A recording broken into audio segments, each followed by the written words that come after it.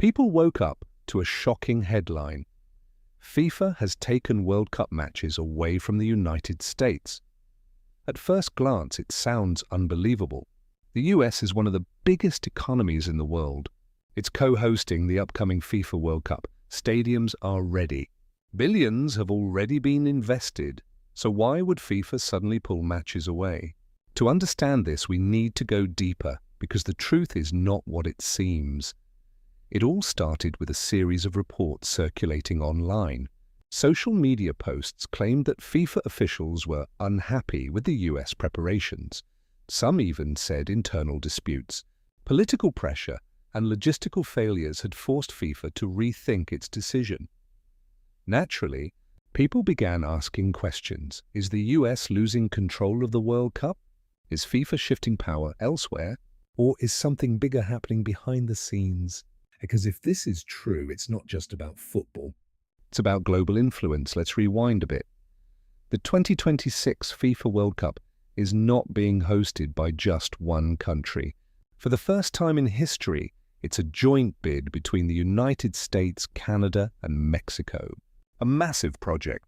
The biggest World Cup ever planned, with 48 teams instead of 32. That means more matches, more cities, more money, and, most importantly, more power. Now here's where things get interesting. The United States was expected to host the majority of matches, not just group stages but also key knockout games.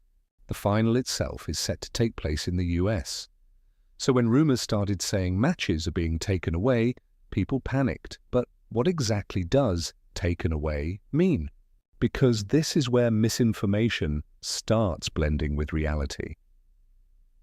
In reality, FIFA constantly adjusts match allocations. Cities are evaluated based on infrastructure, stadium readiness, transportation, security, and even political stability. If a city fails to meet expectations, matches can be redistributed to other host cities, even within the same country, or to partner nations like Canada or Mexico. So yes, matches can move, but that doesn't mean the US is being punished or removed.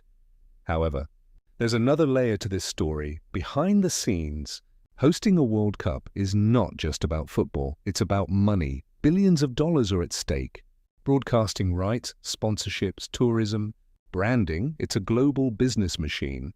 And FIFA, as an organization, has a history of making decisions that prioritize financial and political benefits over everything else. So if shifting matches slightly improves logistics or revenue, they will do it. Now combine that with social media. A small adjustment becomes a big rumor. A minor redistribution becomes matches taken away. And suddenly the narrative explodes. But let's ask a deeper question. Why are people so quick to believe this? Because there's already a perception that FIFA is unpredictable.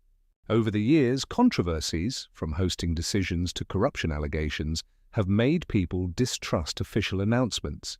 So when a rumor appears, it spreads faster than facts, and content creators take advantage of this.